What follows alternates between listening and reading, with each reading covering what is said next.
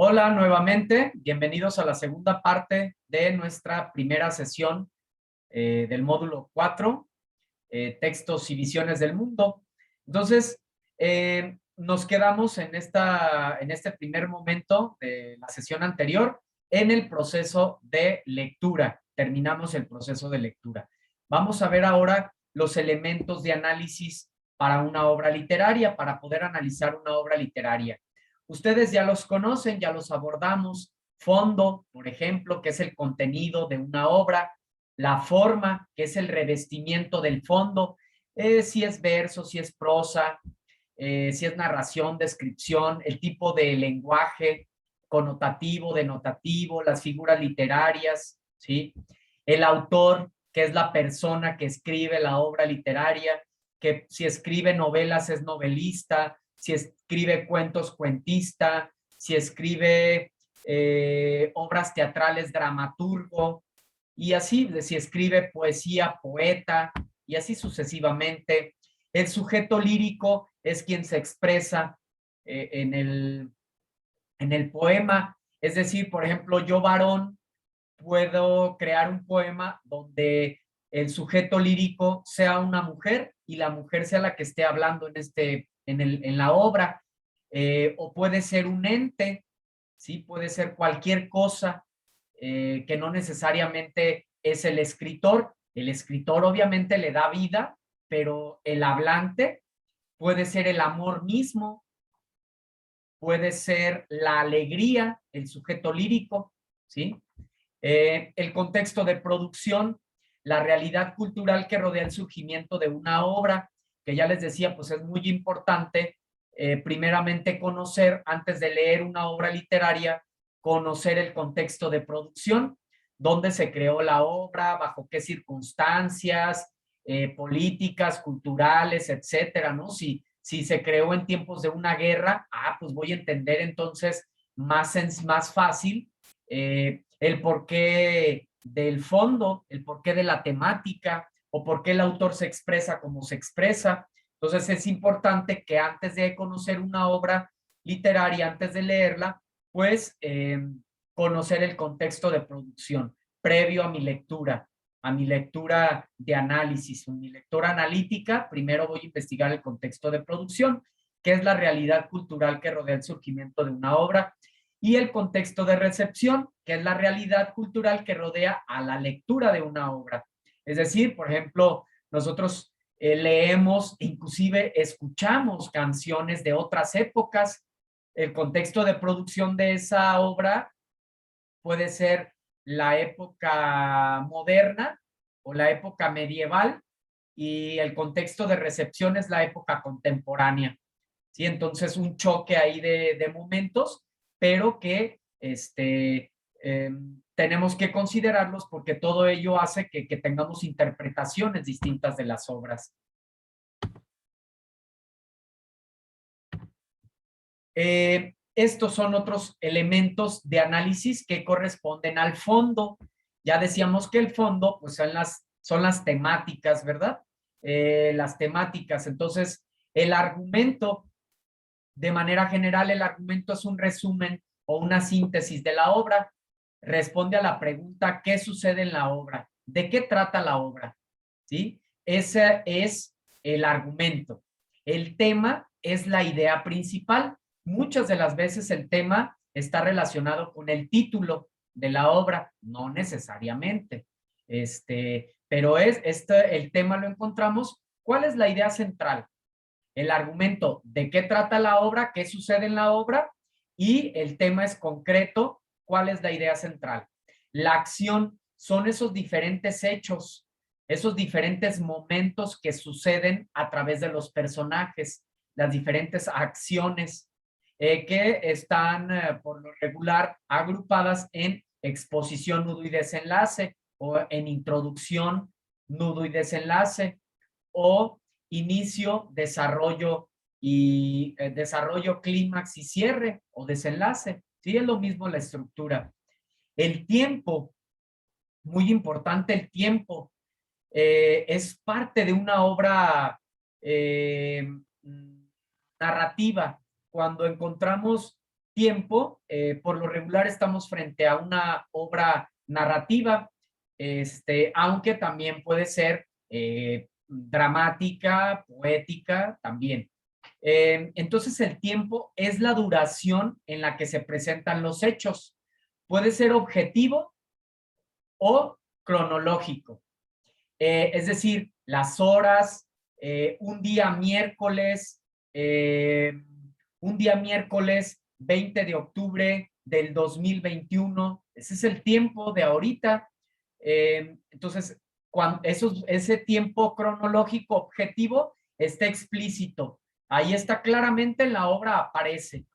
O, por ejemplo, subjetivo o psicológico, que solamente transcurre en el tiempo del personaje, que por lo regular, esto les va a servir para su actividad de esta semana, el tiempo psicológico por lo regular está más relacionado con la poesía, porque por lo regular no se manifiesta el tiempo así de manera objetiva, sino solamente lo podemos deducir porque aparece de manera subjetiva, ¿sí? A través de la historia misma, de las emociones, no aparece de manera concreta, como sí lo hace en las narraciones. En las narraciones sí aparece de manera concreta y por lo regular en la poesía es subjetivo o psicológico.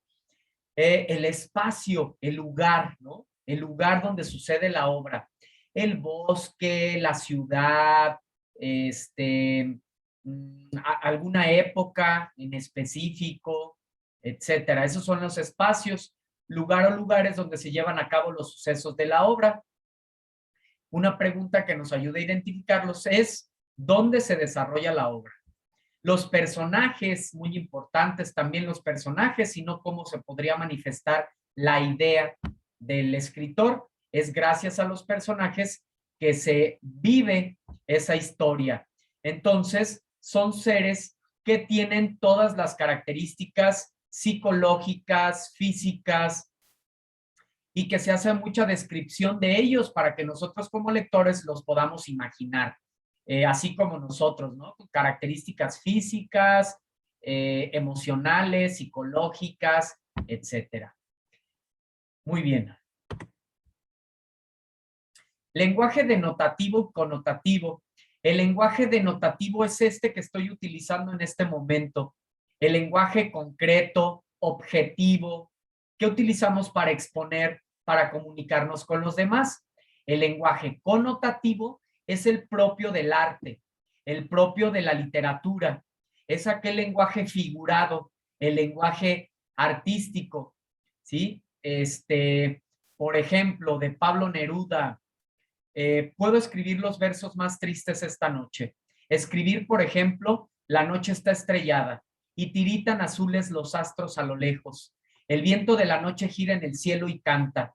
O, por ejemplo, un fragmento de Sor Juana Inés de la Cruz, ahora que están leyendo, que van a analizar sus obras, ¿no? Hombres necios que acusáis a la mujer sin razón, sin ver que sois la ocasión de lo mismo que culpáis. Si con ansia sin igual solicitáis su desdén, ¿por qué queréis que obren bien si las incitáis al mal? ¿Sí? Por ejemplo, ¿no? Ese es el lenguaje bello, el lenguaje adornado, propio del arte, propio de las figuras, propio de la literatura. Entonces, nuevamente, este lenguaje que estoy utilizando es el denotativo y el otro que les compartí de estos poemas es connotativo, el propio de la literatura, el que se utiliza para crear arte, para manifestar las ideas, las emociones de una forma bella. Por ejemplo, fíjense de manera bien concreta, corazón es un órgano muscular. Eso está dicho de manera denotativa. Ahora de manera connotativa, figurada o artística, corazón es sinónimo de amor o de pareja, ¿no? De compañero, compañera, ¿sí? Entonces, ese es el lenguaje connotativo y ese es el lenguaje denotativo. Fíjense bien, aquí tenemos algunos ejemplos más. De manera denotativo ya dijimos que corazón, órgano muscular que bombea sangre.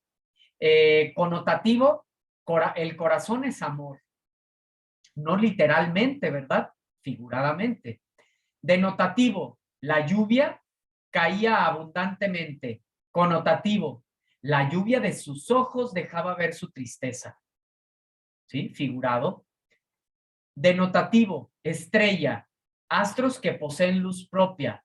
Connotativo, las estrellas de sus ojos iluminaban el amanecer, por ejemplo. Denotativo, luz.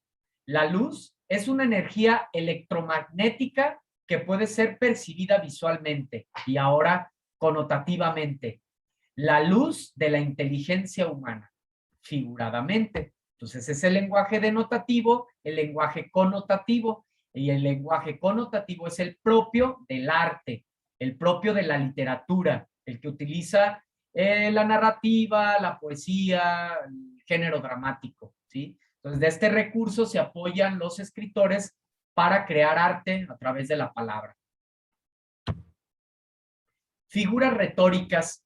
¿Qué son las figuras retóricas? También aprovecho, les subí un esquema también que les va a servir muchísimo de todas las figuras literarias o figuras retóricas o recursos estilísticos, es lo mismo, de todas.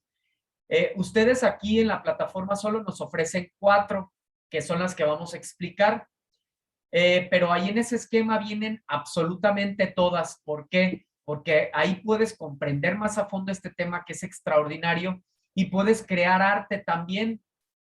Tú puedes hacer ya tus propios poemas a través de ese recurso. Entonces, ahí te lo dejo, espero que te sea de gran ayuda. Las figuras retóricas, entonces, son los recursos que utiliza el escritor para crear arte con la palabra. Imagínense, la mayoría de poemas de poetas, por lo regular, hablan de amor o de desamor. Otros tantos de manera, temas filosóficos, pero la mayoría de amor y de desamor. Imagínense entonces todos estos cientos, miles de poetas que existen, que todos hablan de amor y de desamor, por decirlo de manera general. Imagínense qué aburrido sería, ¿no? Porque todos tocan el mismo tema. Bueno, todos tocan el mismo fondo, pero lo dicen de formas diferentes a través de la creatividad que utilicen de la palabra. Para esa creatividad utilizan las figuras literarias. Entonces, a partir de ahora ustedes pueden ir incluso escuchando las canciones que ustedes escuchan. Dense cuenta qué figuras literarias usan. ¿Será una metáfora, una paradoja, un hipérbole, una elipsis, una antítesis, un oxímoron, etcétera? ¿Sí? Se van a empezar a dar cuenta ustedes de todas las figuras literarias que van escuchando en las canciones o en los poemas, etcétera. Entonces, metáfora. La metáfora, que es una de las más comunes, se aplica el nombre de un objeto a otro con el que se observa alguna analogía o semejanza. Su nombre es Dulcinea, sus cabellos son oro. Esta es una metáfora. Está diciendo que sus cabellos son rubios, ¿no? Su frente campos elíseos, sus cejas arcos de cielo, sus ojos soles, sus mejillas rosas, sus labios corales, perlas sus dientes, alabastro su cuello, mármol su pecho, marfil sus manos. Un fragmento del Don Quijote de la Mancha. Vean qué forma tan bella de describir a una persona, en este caso a la mujer, a través de puras metáforas. Cada una son metáforas. Esa es una metáfora, entonces. Una comparación de un objeto con otro con el que se observa alguna analogía. Hipérbole exagera el verdadero concepto de las cosas, aumentándolas o disminuyéndolas. Ejemplo, tanto dolor se agrupa en mi costado que por doler me duele hasta el aliento. Qué exagerado, ¿verdad? O eres más lento que una tortuga. ¿Se podrá ser más lento que una tortuga en realidad? No, ¿verdad? Entonces, es una exageración. Eso es un hipérbole. Oxímoron. El oxímoron es la combinación en una misma palabra o expresión de dos términos de significado contradictorio. Por ejemplo, sol de medianoche. Es un oxímoro puesto que sol y medianoche son conceptos opuestos. También es un oxímoron calma tensa. ¿Cómo? O está calma, o hay tensión. Ah, bueno, esa es una figura literaria. Ese es un oxímoron, ¿sí? Si quieres paz, prepárate para la guerra. Ah, caray, paz y guerra, ¿sí? Oxímoron, contradicciones. Altibajo, ¿sí? Oxímoron comunes, para que los entiendan más fácil.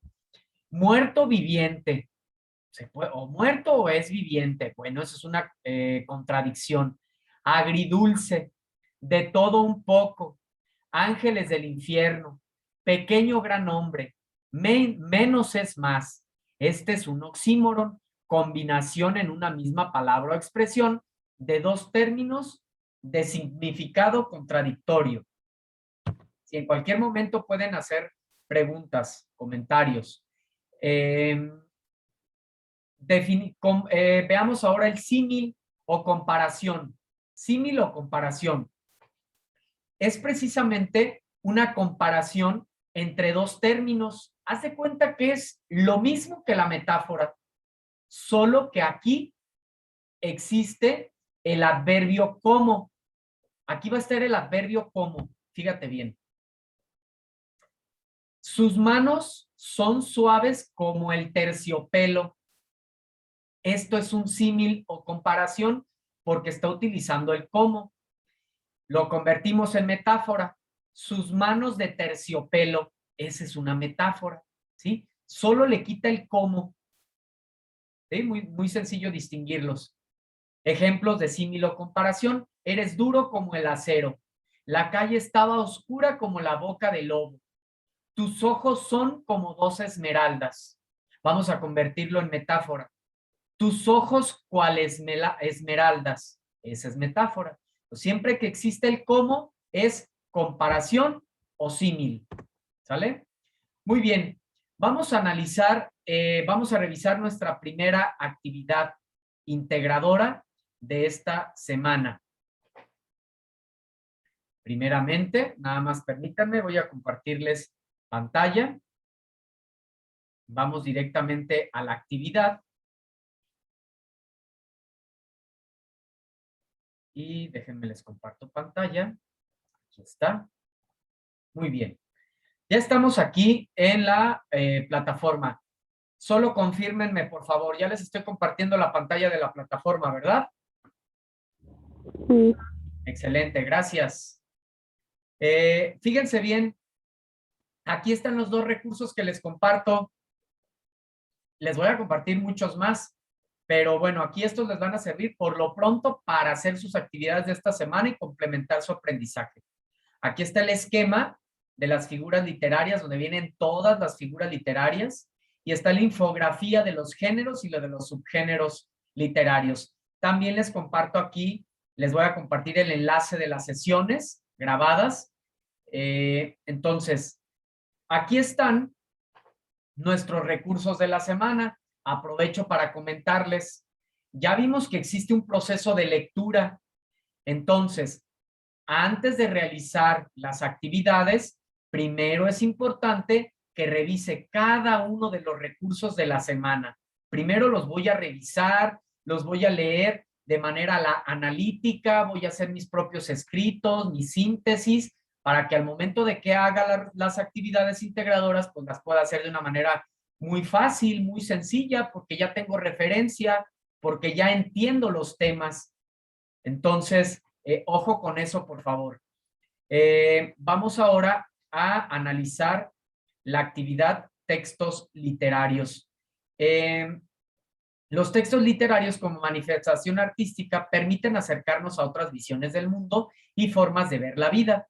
Es decir, que puedas comprender otras formas de pensar y de interpretar la realidad que te rodea.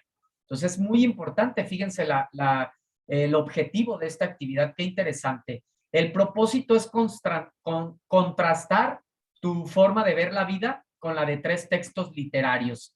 ¿Qué necesitas? leer de forma analítica. ¿Cómo leemos de forma analítica? Subrayando, anotando, etcétera. Analizar las características, la intención del autor, que es el propósito que tiene con su escrito, el contexto de la obra y del autor, sus características, entre otras, ya lo conoces, ya lo abordamos aquí en la sesión. Las características de los diferentes géneros literarios ya las conoces también, ahí tienes la infografía, elaborar cuadros comparativos, redactar comentarios, resúmenes y editar el texto en procesador de textos para que compartas tu trabajo sin faltas de ortografía. Es sumamente importante. Evaluamos nosotros con base en la rúbrica, no evaluamos de manera personal, ¿sí? Entonces evaluamos en cuanto a la rúbrica. Por eso es importante que tus escritos cumplan con todas las características. Entonces, para ello te puedes apoyar del procesador de textos, ¿sí? Ahí apoyémonos de estas herramientas tan extraordinarias. Ahí mismo se nos va corrigiendo la ortografía, la acentuación, o coloquemos signos de puntuación. Sabemos que por una comita puede cambiar el significado del escrito. Entonces, bueno, vamos a compartir. Ahora, la actividad. El archivo descargable. Aquí está. Hay que leer las tres obras. Una narrativa, una es poética y una es, pertenece a cada uno de los tres géneros literarios. Ahora, ustedes van a profundizar en ello, ya tienen las características de cada uno. Pueden mencionar también, como comentábamos, el subgénero, ¿sí? Aquí nos pregunta únicamente el género, pero puedes mencionar el subgénero también para que sea más completo, tú ya los conoces. Aquí están estos textos que es Al que ingrato me deja, busco amante. Muy bonita obra, ¿verdad? Me sé un fragmento, se los comparto. Al que ingrato me deja, busco amante. Al que amante me sigue, dejo ingrata. Constante adoro a quien mi amor maltrata y maltrato a quien mi amor busca constante. Esa contradicción, ¿verdad? Del amor, que a veces cuando nosotros queremos, no nos quieren y cuando no nos quieren, queremos. Esa a veces contradicción y esa dualidad del amor. Entonces, Sor Juana Inés lo expresa de una manera extraordinaria con un fondo muy interesante, que es este que comento, y con una forma bellísima que le caracteriza siempre a Sor Juana, que es esa forma de utilizar muchas figuras literarias, un lenguaje muy bello. El rey burgués de Rubén Darío y La verdad sospechosa. Entonces, lees estas obras de manera analítica, viviendo una experiencia, y ya una vez que las tienes, que ya las leíste, que ya las analizaste, vas a investigar o a escribir en esta tabla todos estos elementos. ¿Quién es el autor? ¿A qué género literario pertenece? ¿Narrativo, poético, dramático? Puedes precisar, como te decía, si es narrativo, qué subgénero es, una novela, un cuento, una fábula, una leyenda, un mito. Si es un género poético, es una canción, es una letrilla, un madrigal.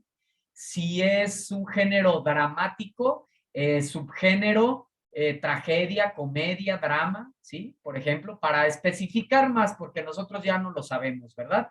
Ya conocemos todo eso y lo tienen ahí en la infografía. ¿Cuál es el contexto sociocultural de la obra? ¿Bajo qué circunstancias se creó la obra? ¿En tiempos de una guerra? ¿Cuáles fueron las circunstancias que rodearon al surgimiento de la obra? Y eso lo puedes buscar así literalmente en cualquier buscador. Contexto sociohistórico, cultural de la obra tal. ¿Sí? Entonces lo compartes de manera sintética. Miriam. ¿Sí me escucha? Claro, adelante. Entonces es válido googlearlo así y ponerlo. Perdón, O no sea, te escuché muy bien. sí es válido googlear esa parte y pues abrir el que te interese más y y rescatar lo más importante y colocarlo en la tabla. ¿Es válido? Sí, claro, tú puedes apoyarte de muchos recursos. Eh, Puedes investigar en el buscador de tu elección. Solo asegúrense de que sean fuentes confiables y investiguen el contexto de producción de la obra misma. En las mismas obras se te ofrece información, pero pues tú puedes profundizar o debes de profundizar más. Sabemos que para poder interpretar una obra, pues hay que conocer el contexto de producción. ¿Sale, Miriam? Sí, muy bien, gracias. Gracias a ti. El contexto del autor es muy similar al contexto de la obra. ¿Qué edad tenía el autor cuando creó la obra? ¿Bajo qué circunstancias? ¿Cómo se encontraba él cuando creó la obra? ¿Cuál es la intención del autor? La intención es el propósito. ¿Qué propósito tiene el autor con la obra? No sé, expresar su conocimiento, su experiencia de lo que es el amor, de cómo es tan dual, tan subjetivo, tan contradictorio, o eh, compartirnos valores, principios acerca de algún tema, etcétera. ¿Cuál es la intención que tiene el autor con su obra? ¿Cómo lo vamos a conocer esto? A través del contexto de la obra y del contexto del autor, vamos a poder relacionar y poder interpretar de una manera más adecuada estos puntos. El argumento, ya lo sabes, que es de lo que trata de manera general la obra, el tema, la idea principal, la acción, qué sucede, qué acciones hay en la obra, momentos de la obra, el tiempo de la obra, es psicológico o es objetivo, ahí se menciona tal cual los días, los meses, el tiempo de manera concreta, o si es en el caso, puede ser psicológico, también ya lo abordamos, el espacio, el lugar, ¿sí? Donde sucede la obra, los personajes, ¿quiénes son los personajes de esta obra? Eh, los que ejecutan, ¿sí? Los que viven toda la intención, todos esos seres que se manifiestan y que tienen características físicas, ¿sí? Emocionales, psicológicas. Con base en los elementos de la tabla, especifica cómo se relaciona el contexto de cada autor y su obra con el mensaje con el mensaje que transmiten. Esto es muy interesante, muy importante. Aquí vamos a poner eso, cómo se relaciona el contexto de cada autor y su obra. Al momento de investigar el contexto, te vas a dar cuenta que, por ejemplo, lo que les decía, para no dar respuestas aquí, si una obra, si por ejemplo a un autor se está expresando de manera doliente, trágica, y entonces nosotros conocemos el contexto de producción de la obra y sabemos que se creó en una guerra, pues vamos a entender el por qué esa relación que hay, por qué el autor escribe como escribe, pues por todas esas experiencias que le tocó pasar, ¿sale? Después, redacta un comentario breve de no más de 15 líneas en el que contrastes las tres formas de transmitir un mensaje de cada autor y su obra, considerando los elementos del cuadro comparativo. Entonces, vas a contrastar las tres formas de transmitir el mensaje de cada autor, desde tomar en cuenta lo que es la narrativa, la poesía y el género dramático, ¿sí? Tomando estas tres formas, cómo se contrasta cómo se manifiestan a través de estas diferentes formas. Y por último, en dos o tres, en un párrafo de 10 a 12 líneas, vas a contrastar la forma de ver la vida de los textos literarios, de estos tres textos, con la tuya, compararla, en qué hay similitudes, en qué hay diferencias, tomando en cuenta obviamente el contexto de recepción ahora, que es el contexto en el que tú te encuentras, en el contexto que nos encontramos todos, ¿no? Bien, hasta aquí. antes de pasar a la siguiente actividad? ¿Alguna pregunta o todo claro? A ver, Miriam. Disculpe, no entiendo la pregunta 4. La pregunta 4 dice, redacta un comentario breve en el que vas a contrastar las 3 formas de transmitir un mensaje, el mensaje de cada autor en su obra, considerando los elementos del cuadro comparativo. Es decir, vas a contrastar, compartir tu opinión en un párrafo de no más de 15 líneas. Estas 3 formas de transmitir un mensaje. ¿Cómo transmite un mensaje? Bueno, pues en el poema de Sor Juana Inés se utiliza a través de los versos. La autora nos comparte su forma de interpretar cómo es el amor. En la obra de Rubén Darío, a través de la narrativa, nos comparte la historia de cómo se debe de interpretar, no sé, tal tema. No sé si me doy a entender, para no dar respuestas, obviamente, de manera concreta. Ok, es como, por así decirlo, de comillas, como subrayar la parte de, ¿cómo decirlo? Sí, de cómo hacen para, pues, sí, como dice, cómo transmiten su mensaje, o sea, cómo transmiten la obra. Así es, a través de los elementos de forma, ¿no? De todos estos elementos de análisis que tomaste en cuenta en tu tabla, ¿sí? Cómo cada uno utiliza la narrativa, otro utiliza los versos, otro utiliza los diálogos, ¿sí? Ok, sí, sí, ya lo entendí. Ok, excelente, muy bien. Gracias. A ti. Vamos rápidamente, nos quedan 6 minutos para que termine la sesión, pero si hay necesidad, pues regresamos nuevamente a hacer otra sesión, una tercera sesión. Vamos con la siguiente actividad. ¿Sí? En esta actividad el propósito es comparar la forma en la que se abordan las preocupaciones individuales, sociales y artísticas, además del lenguaje utilizado de los textos literarios. Aquí viene lo que necesitas, que es leer de forma analítica, qué es el lenguaje literario, ya lo conoces, distinguir fondo de forma, ¿sí? Entonces vamos a descargar rápidamente el texto. Siguiente.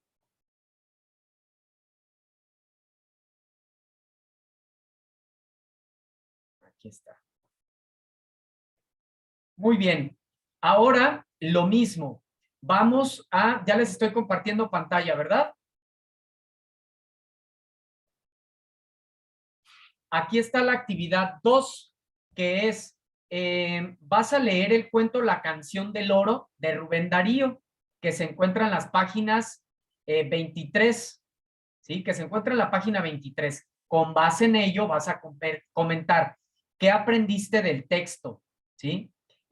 Sabemos que toca temas sensibles, de valores, de principios, y que tienen que ver todavía con problemáticas actuales. Identificas una problemática de la vida real, ya sea social o individual en este texto, sabemos que sí, ya ustedes lo van a precisar. ¿Qué opinas del lenguaje que utiliza el autor? Ya sabemos nosotros del lenguaje connotativo, de las figuras literarias. ¿Consideras que el lenguaje que utiliza el texto literario, facilita o complica su comprensión? Este es de manera muy personal, aunque creo que no puede complicar porque ustedes ya conocen de este tipo de lenguaje.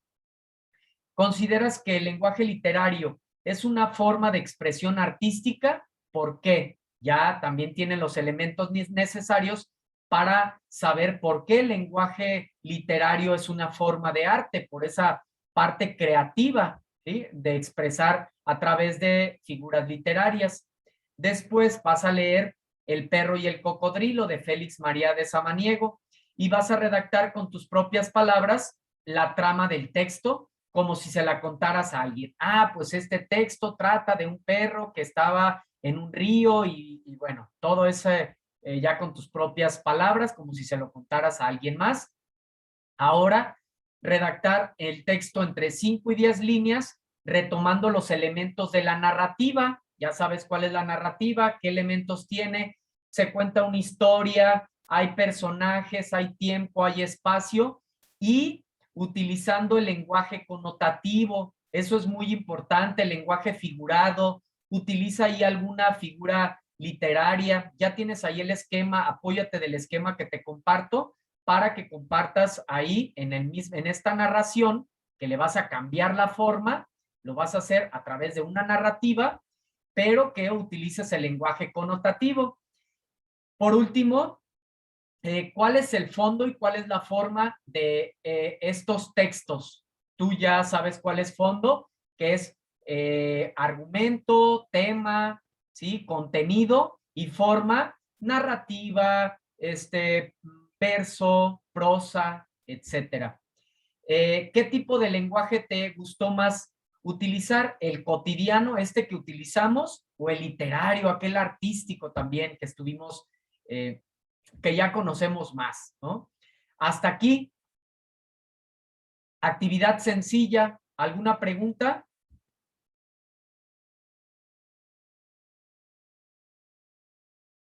¿Dudas?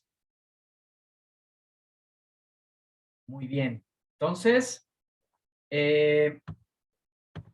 llegamos a la parte final. Fíjense, apenitas alcanzamos. Si hubiera necesidad, abrimos otra sesión. Eso no es problema, pero parece que no hay preguntas. Entonces, además de las que ya se compartieron, de cualquier manera sigo al pendiente de sus dudas, comentarios a través de la plataforma y cierro con esta frase. Creo que vale la pena leer porque los libros ocultan países maravillosos que ignoramos, contienen experiencias que no hemos vivido jamás. Uno es indudablemente más rico después de la lectura. Adolfo Casares. Es un gusto recibirlos, un gusto compartir con ustedes. Quedo pendiente de sus dudas y les agradezco infinitamente. Mi nombre es Martín Eduardo González Cortés, asesor virtual Prepa en línea CEP. Hasta la próxima. Cuídense, nos vemos. Gracias. Gracias. Gracias a ustedes.